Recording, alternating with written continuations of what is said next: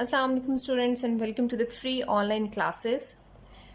आज हम डिस्कस करेंगे कि किस तरह से अगर रिग्रेशन मॉडल के अंदर या जो हमारे पास डाटा है उसके अंदर ऑटो कोरिलेशन का प्रॉब्लम डिटेक्ट हो जाए तो इस कंडीशन में ऑटो कोरिलेशन के प्रॉब्लम को किस तरह से डील करना है, यानी उसकी रेमेडियल मेजर्स जो हैं वो क्या है।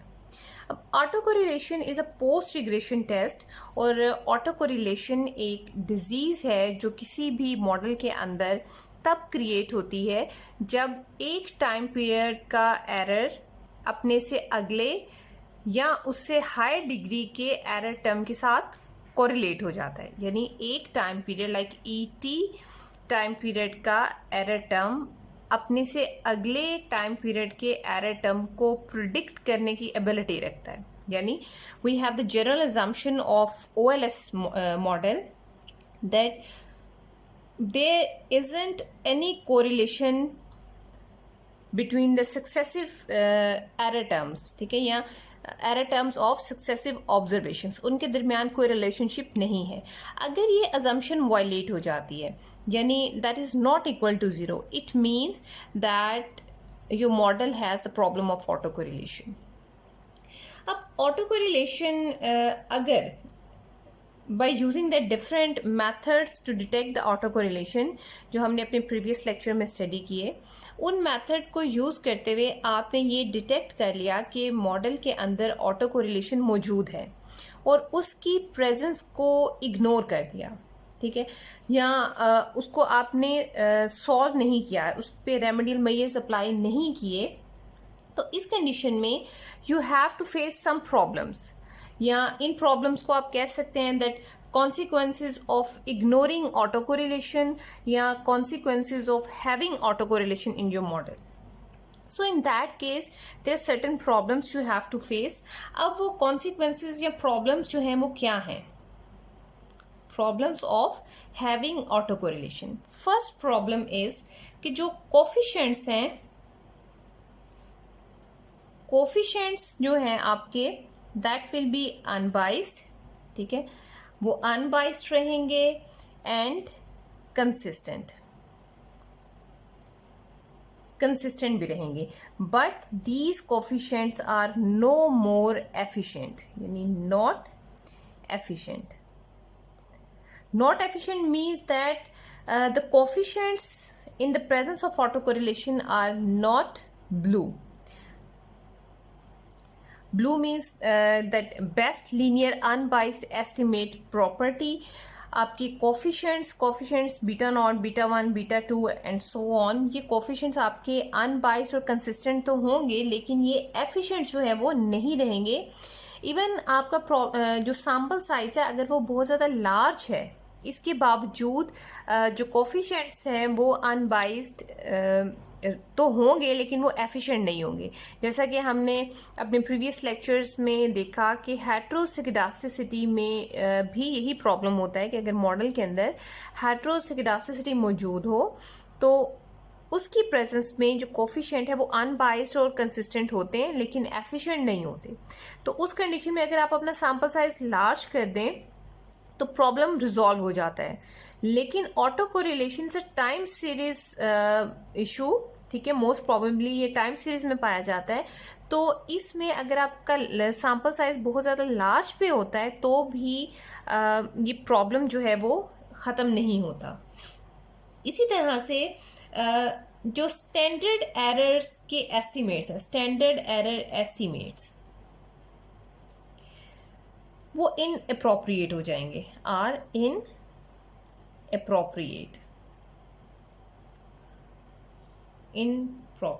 ठीक है।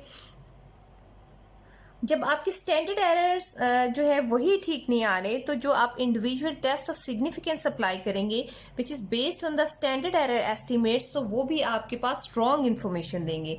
यानी if there is auto correlation in your model, ठीक है, और आपने उसको इग्नोर कर दिया तो इस कंडीशन में जो टी स्टैटिस्टिक्स हैं, टी स्टैटिस्टिक्स ये ओवर एस्टिमेटेड होंगे, ओवर एस्टिमेटेड, ठीक है। यानी कोई भी ऐसा कंक्लूजन जो आप टी स्टैटिस्टिक्स या एफ स्टैटिस्टिक्स की बेस पर ड्रॉ करेंगे वो तमाम के तमाम कंक्लूजन गलत होंगे, फोरकास्टिंग में यूज़ नहीं हो सकेंगे if you have ignored the auto correlation in your model. जब आपके पास टी स्टैटिस्टिक्स ओवर एस्टिमेट कर गया है तो इस कंडीशन में जो आर स्क्वायर है वो इन्फ्लेट कर जाएगा। यानी in the presence of autocorrelation your model have inflated r square। inflated r square यानी r square आपके पास है coefficient of determination, या ये कह लें कि r square shows the explanatory power of the model। ठीक है, ये आपको बताता है कि आपका मॉडल कितना बेस्ट फिट है। तो अगर आपकी r square की वैल्यू बहुत हाई हो जाती है बिकॉज ऑफ ऑटो कोरिलेशन, तो अपेरेंटली क्या होता है, अपेरेंटली हमें ये लगता है कि हमारे जो मॉडल हैं, जो एक्सप्लेनेटरी वेरिएबल्स हमने सेलेक्ट किए हैं मॉडल के अंदर, वो बहुत ज़्यादा सिग्निफिकेंट है, यानी हमारा मॉडल जो बड़ा बेस्ट फिट है। लेकिन ये आर स्क्वायर की हायर वैल्यू जो है that is because of the presence of auto correlation. ठीक है, इसी तरह से जो फोरकास्ट बेस करेगी, forecast in the presence of auto correlation, जब टी स्टैटिस्टिक्स आपके करेक्ट नहीं है, आर स्क्वायर इन्फ्लेट कर गया है, स्टैंडर्ड एरर एस्टिमेट है और आपके इनअप्रोप्रिएट हैं स्टैंडर्ड एरर एस्टिमेट, तो इस कंडीशन में इन रिजल्ट्स की बेसिस पे जो भी आप फोरकास्ट करेंगे तो forecast are unbiased but with large variances, यानी उनके जो वेरिएंसेस हैं वो बहुत ज़्यादा लार्ज हो जाएंगे। So these are the consequences which are attached with the presence of autocorrelation। यानी अगर आप अपने मॉडल के अंदर ऑटो कोरिलेशन को डिटेक्ट करते हैं और उसके बाद उसको कोई मेथड अप्लाई नहीं करते उसको रिमूव करने के लिए, तो इस कंडीशन में जो आपके मॉडल के रिजल्ट्स हैं उनके साथ ये प्रॉब्लम्स जो हैं वो हो सकते हैं। सो इन प्रॉब्लम से बचने के लिए we have to apply different techniques, different methods to remove the autocorrelation from the model. So autocorrelation के हमारे पास टू डिफरेंट सिचुएशंस हैं।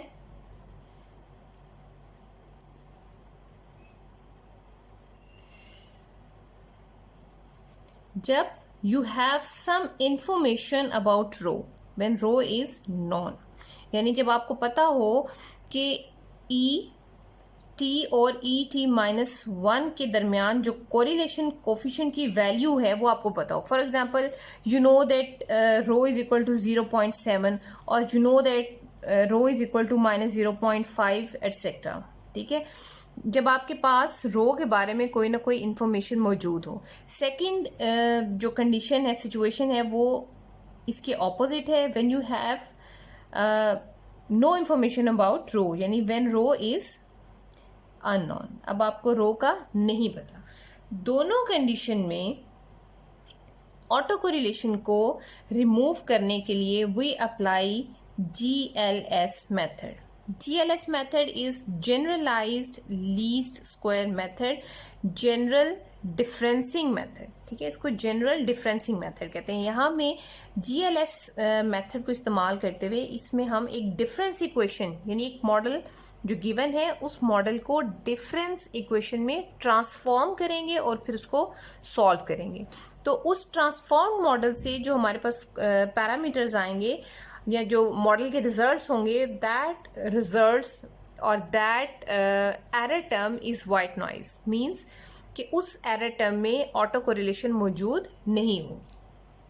सो इन दोनों केसेस को अलग अलग हम स्टडी करते हैं कि किस तरह से अगर हमारे पास रो का हमें पता हो और रो का अगर ना पता हो तो इस कंडीशन में हम GLS किस तरह से अप्लाई करेंगे। So first we consider the situation when we have some information about row, यानी जब हमें पता हो कि what is the value of row। So when we have this case, जैसा कि हमने अभी डिस्कस किया कि दोनों केसेस में अप्लाई GLS मेथड ही होगा। ठीक है, When you have information about the row, you have to apply the generalized differencing method यानी GLS method. और अगर आपके पास रो की वैल्यू या रो की इंफॉर्मेशन नहीं है, then you have to estimate the value of row. यानी आप पहले रो को एस्टिमेट करेंगे और उसके बाद सेम प्रोसीजर जो है वो फॉलो करेंगे. Okay, now we are going to study when we have some information about row. So in that case हम consider करते हैं, consider a two variable model. आप इससे हायर ऑर्डर मॉडल भी ले सकते हैं, 3, 4, 5 इंडिपेंडेंट वेरिएबल्स के साथ भी आप मॉडल जो है वो ले सकते हैं. हमने सिर्फ 2 वेरिएबल मॉडल तक लिया है ताकि उसको एक्सप्लेन करना या आपके लिए अंडरस्टैंड करना इजी हो. We have y t is equal to beta naught plus beta 1 x t plus E t. ठीक है, ये हमारे पास एक जनरल मॉडल आ गया, दैट इज अंडर कंसिडरेशन. ठीक है, नाउ वी अज्यूम, अब हम अज्यूम करते हैं that there is auto correlation in that model. ये जो मॉडल हम स्टडी कर रहे हैं या एस्टिमेट करने लगे हैं, इसके अंदर ऑटो कोरिलेशन है. ठीक है, so we assume that the error term follows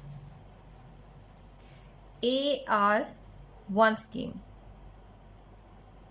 ठीक है, हम मोस्टली AR1 स्कीम के साथ ही एक्सप्लेन करते हैं ऑटो कोरिलेशन, और मोर देन 90% केसेस में AR1 स्कीम जो है ऑटो कोरिलेशन की वही पाई जाती है, इसलिए we are taking AR1 scheme. So जब अगर हम ये अज्यूम करते हैं, इसका मतलब क्या है कि we have ET is equal to rho ET minus 1 plus VT. VT is an error term, that is white noise. आप ये कह लें कि VT एक ऐसा error term है जो OLS properties को satisfy करता है. ठीक है, satisfy OLS properties. ठीक है, जबकि हम ये भी जानते हैं कि जो रो की वैल्यू है वो -1 से +1 के दरमियान लाई करती है. ठीक है, so we have this model, और हमें ये पता है कि इस मॉडल के अंदर ऑटो कोरिलेशन का प्रॉब्लम मौजूद है, यानी we have some information about rho. अब जब हमारे पास कंडीशन सामने है, तो इस कंडीशन में अब हम GLS मेथड जो है वो अप्लाई करेंगे ताकि हम इस ऑटो कोरिलेशन की प्रॉब्लम को ख़त्म कर सकें. So what is the procedure to apply GLS? So for estimation without autocorrelation, यानी वो जो मॉडल हमारे पास था जिसमें ऑटो कोरिलेशन मौजूद थी. ठीक है, जैसे we have this model, we have auto correlation in this model. ठीक है, अब हम चाहते हैं कि हम इस मॉडल को ऑटो कोरिलेशन के बिना जो है वो एस्टिमेट करें. तो for estimation of model without autocorrelation, we will transform the model.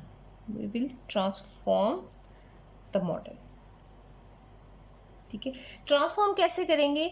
हम अपने रिग्रेशन मॉडल को, जो इक्वेशन 1 थी हमारे पास, उस रिग्रेशन मॉडल को 1 पीरियड लैग के साथ राइट करेंगे.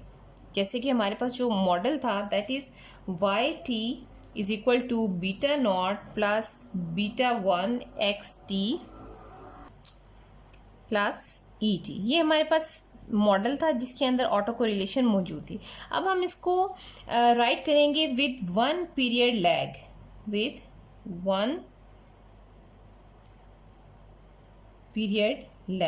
यानी we will write it as YT minus 1 is equal to beta naught plus beta 1 XT minus 1 plus ET minus 1.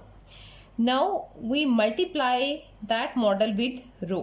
ठीक है, रो के साथ मल्टीप्लाई करेंगे, then it will be YT minus 1 that is equal to rho beta naught plus rho beta 1 XT minus 1 plus rho ET minus 1. ठीक है, रो से हम इसलिए मल्टीप्लाई कर रहे हैं क्योंकि we found that there is auto correlation या एरर टर्म्स जो हैं वो एक दूसरे के साथ रिलेट कर रहे हैं। और वैसे भी हमने डिफरेंस इक्वेशन बनानी है because we are applying the generalized differencing method, तो इसलिए पहले हम इसको डिफरेंस इक्वेशन में कन्वर्ट करेंगे। Now that is equation number 2। अब इसके बाद we will subtract equation 2 from equation 1। ठीक है, इस इक्वेशन 1 से, ठीक है, जो जिसमें लैग नहीं है, जो हमारी एक्चुअल इक्वेशन है उसमें से इसको माइनस करेंगे। Then we have y T minus rho Y T minus 1, यानी वाई टी में से हमने रो वाई टी माइनस 1 जो है वो माइनस कर लिया इन जो डिपेंडेंट वेरिएबल से। इसी तरह से beta naught minus rho beta naught plus beta 1 x t, beta 1 x T minus rho beta 1 x T minus 1, rho beta 1 x T minus 1. Then we have plus et and rho e t minus 1 minus rho e t minus 1. ठीक है, ये आपने दोनों equations को minus कर लिया। ठीक है, अब ये जो इक्वेशन आई है आपके पास, that equation is called the difference equation.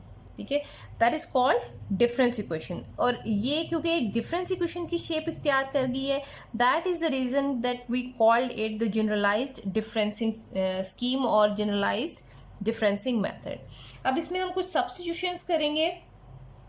Y T minus rho Y T minus 1, यहाँ से बीटा नॉट को कॉमन लेंगे, we have 1 minus rho plus beta 1, यानी हमने जो कोफिशिएंट्स थे हमारे पास, जो पैरामीटर्स थे, इनको कॉमन ले लिया। That is x T minus rho x T minus 1 and plus E T minus rho e T minus 1। ठीक है, we make some substitution, substitute कर लेंगे इसको वाई स्टैरिक के बराबर, इसको बीटा नॉट स्टैरिक, इसको एक्स टी स्टैरिक। ठीक है, और ये वी टी और ई टी स्टैरिक आ जाएगा।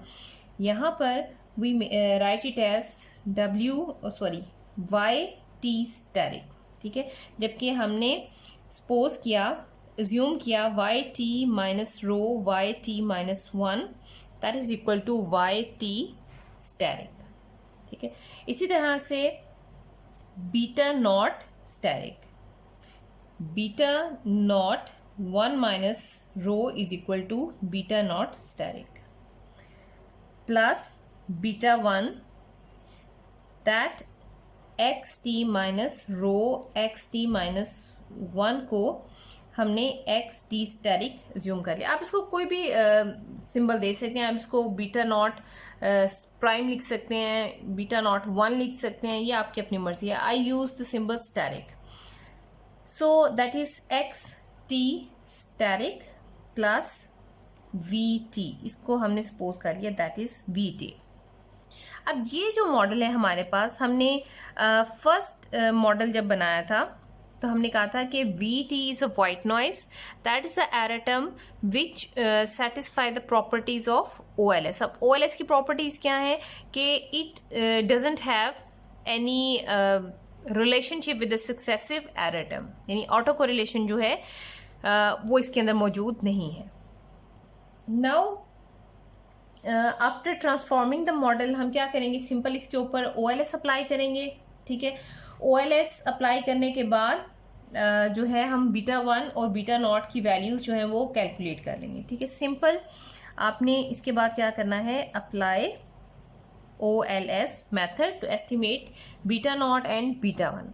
अब यहाँ पर एक चीज नोट करें कि we don't have any asterisk on beta 1। ठीक है, यानी बीटा 1 अगर आप इसको इक्वेशन 3 कह लें तो beta 1 in equation 3 is equal to beta 1 in equation 1। ठीक है, ये बीटा 1 और ये बीटा 1 ये सेम है, यानी जब आप इसको OLS अप्लाई ट्रांसफॉर्म करने के बाद OLS अप्लाई करेंगे तो इस कंडीशन में आपके पास बीटा 1 को चेंज करने की ज़रूरत नहीं पड़ेगी। ठीक है, इसी तरह अगर आप बीटा नॉट को देखें तो we have beta naught static, beta naught की वैल्यू जो है उसके साथ स्टार है। यानी जब आप OLS के साथ बीटा नॉट को एस्टिमेट करेंगे, so as we have beta naught is equal to beta naught static is equal to beta naught 1 minus rho. तो यहां से आपने बीटा नॉट, क्योंकि हमें बीटा नॉट की वैल्यू रिक्वायर्ड है, हमें बीटा नॉट स्टैटिक की वैल्यू जो है वो रिक्वायर्ड नहीं है। तो इस कंडीशन में हम अब क्या करेंगे, we will find out beta naught as beta naught static 1 minus rho. तो इस तरह से after transforming the model by using the generalized differencing method, हमने बीटा 1 और बीटा नॉट की वैल्यूज़ जो हैं वो कैलकुलेट कर ली। और ये वैल्यूज़ जो हैं, ये पैरामीटर्स जो हैं, ये अनबाइस्ड भी हैं, कंसिस्टेंट भी हैं और एफिशिएंट भी हैं, क्योंकि अब इस मॉडल के अंदर जहाँ से हमने बीटा 1 और बीटा नॉट को एस्टिमेट किया है, that is free from auto correlation. ठीक है, I repeat the step, simple आपके पास जो भी रिग्रेशन मॉडल है जिसको आपने रिग्रेस करना है, एस्टिमेट करना है, अगर उसके अंदर ऑटो कोरिलेशन है और आपको ऑटो कोरिलेशन की प्रेजेंस का पता है, और उसके साथ साथ you have the information about the rho, यानी आप रो के बारे में जानते हैं, तो इस कंडीशन में सबसे पहले हम 1 पीरियड लैग के साथ उसी मॉडल को दोबारा राइट करेंगे, देन रो से मल्टीप्लाई करेंगे, फिर इस इक्वेशन में से, रो वाली इक्वेशन में से एक्चुअल इक्वेशन में से रो वाली इक्वेशन को माइनस कर देंगे। ठीक है, जब हम माइनस करेंगे तो हमारे पास एक डिफरेंस इक्वेशन आ जाएगी। अब इस डिफरेंस इक्वेशन में फर्दर चेंजेस करेंगे, यानी कुछ चीज़ें कॉमन आ जाएंगी, उसके बाद हम इसमें सब्स्टिट्यूशन करेंगे और सिंपल जो हमारे पास मॉडल आएगा उस पर OLS हम अप्लाई करेंगे। OLS टेक्निक्स के साथ हम बीटा नॉट स्टैटिक और बीटा 1 को एस्टिमेट करेंगे, और उसके बाद जो हमने सब्स्टिट्यूशन की थी, इनको यूज़ करते हुए हम ऑटो कोरिलेशन फ्री पैरामीटर्स जो हैं वो कैलकुलेट कर लेंगे, कंप्यूट कर लेंगे। ठीक है, अब ये पैरामीटर्स अनबाइस्ड भी है, कंसिस्टेंट भी है, एफिशिएंट भी है, यानी ये ब्लू प्रॉपर्टी को, ब्लू एस्टिमेट्स को सेटिस्फाई करते हैं, OLS असम्पशन को सेटिस्फाई करते हैं। अब यहाँ पर if we have information about rho, तो यहाँ पे दो स्पेशल केसेस जो हैं वो सामने आते हैं। Special case of auto correlation, जैसा कि हम जानते हैं कि जो रो है उसकी वैल्यू -1 से +1 के दरमियान लाई करती है। So at these extreme values, ठीक है, इन दोनों एक्सट्रीम वैल्यूज पर we have some special case.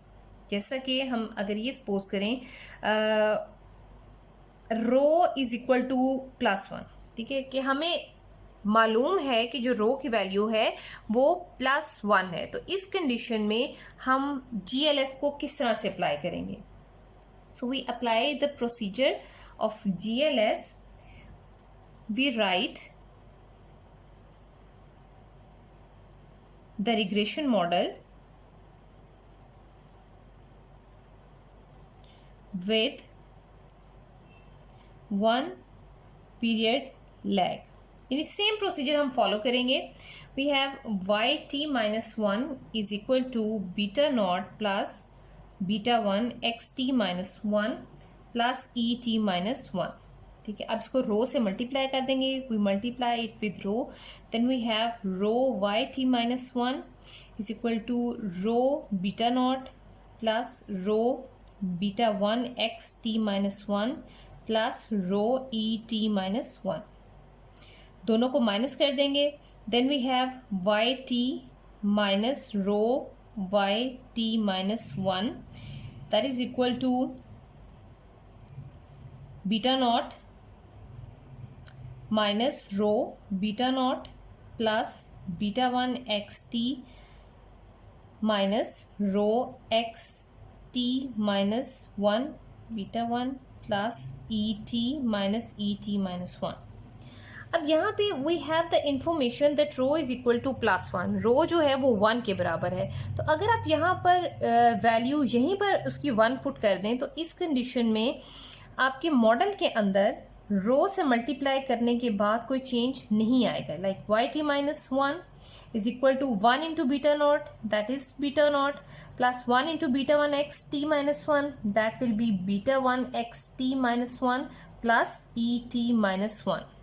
ठीक है, तो ये बड़ा सिंपल फॉर्म में कन्वर्ट हो जाएगा. सो दैट इज द मॉडल. ठीक है, अब इतना इसको एक्सपैंड करने की जरूरत नहीं, क्योंकि हमने यहीं पे इसको रो से मल्टीप्लाई कर लिया. अब ये हमारे पास इक्वेशन नंबर 2 है.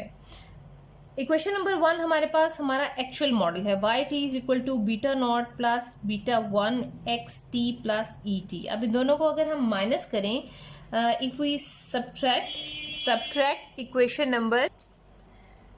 Equation 2 from equation 1. ठीक है, तो ये सब्ट्रैक्शन करने के बाद y T minus y T minus 1. अब इसके साथ हम रो इसलिए राइट नहीं कर रहे क्योंकि we have the value of rho equal to 1. So y T minus y T minus 1 is equal to beta naught minus beta naught plus beta 1 x T minus beta 1 x T minus 1 plus E T minus 1. अब यहाँ पर जो intercept है वो ख़त्म हो जाएगा. That will be equal to delta y t. ठीक है, ये change in y that is equal to beta 1 del x t plus del e t. ठीक है, that is the difference equation अगर रो की वैल्यू आपके पास +1 के बराबर हो. ठीक है, हमने सेम जीएलएस के स्टेप्स जो हैं वो फॉलो किए हैं. हमने 1 पीरियड लैग के साथ रिग्रेशन मॉडल राइट किया, उसके बाद उसको रो से मल्टीप्लाई किया, उसके बाद रो की वैल्यू राइट की, जिससे हमारे मॉडल पे कोई चेंज नहीं आया, because that is the extreme case when you have the positive auto correlation, that is rho is equal to +1.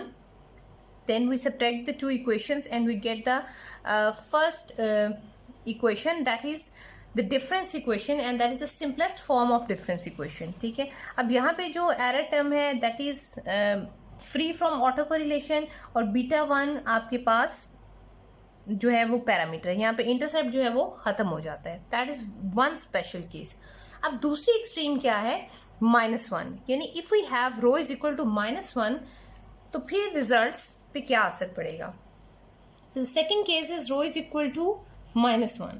तो इस कंडीशन में we follow the same procedure. Y t is equal to beta naught plus beta 1 x t plus E t. ये हमारा general model आ गया जिसमें हमने ये assume किया हुआ है कि ऑटो कोरिलेशन जो है वो मौजूद है. So we will write the model with the 1 period lag. ठीक है, तो ये आपके पास आ जाएगा Y T minus 1 that is equal to beta naught plus beta 1 x T minus 1 plus E T minus 1.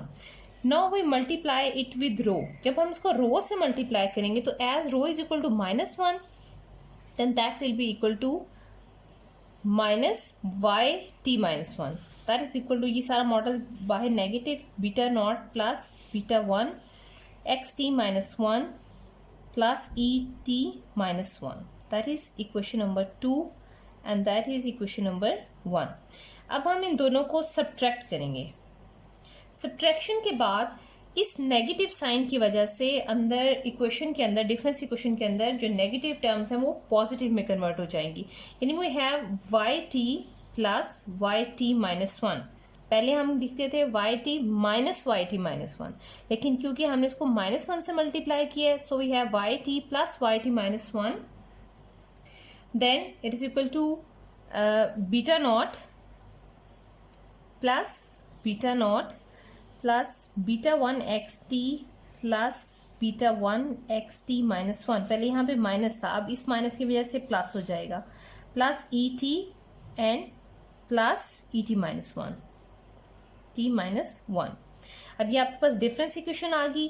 अब यहाँ पर हम इसको अगर फर्दर सॉल्व करें, we have y t plus y T minus 1 that is equal to 2 beta naught plus beta 1 x t plus x T minus one plus E T minus one. अब substitution के बाद we have this y t static that is equal to 2 beta naught plus beta one x t static plus vt, that is the error term that satisfy the properties of OLS और assumptions of OLS।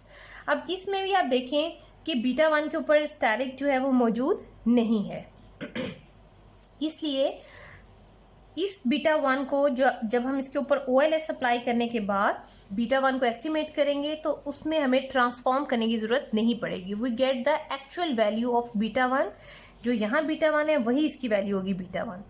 जबकि beta naught के लिए हमें जो है वो change करना पड़ेगा because we have beta not.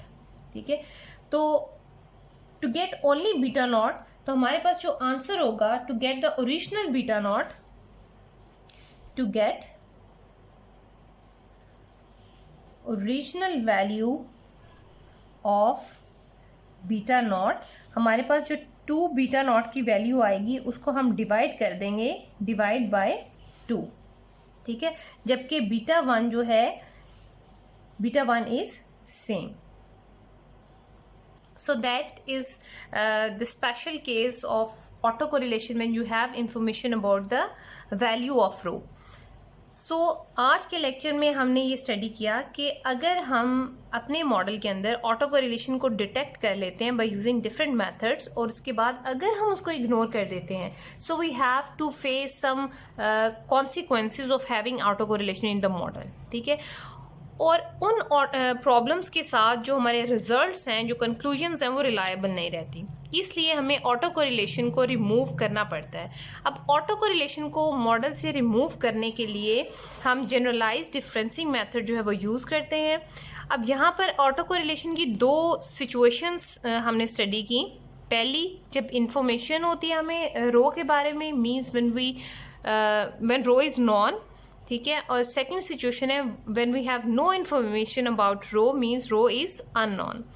दोनों कंडीशन में जो मेथड अप्लाई होता है that is generalised differencing method. अब जनरलाइज्ड डिफरेंसिंग मेथड में सबसे पहले हम अपने मॉडल में अज्यूम करते हैं कि देयर इज़ ऑटो कोरिलेशन, फिर उसके बाद 1 पीरियड लैग इंट्रोड्यूस कराते हैं, रो से मल्टीप्लाई करते हैं, देन दोनों इक्वेशन को सब्ट्रैक्ट करके डिफरेंस इक्वेशन बनाते हैं।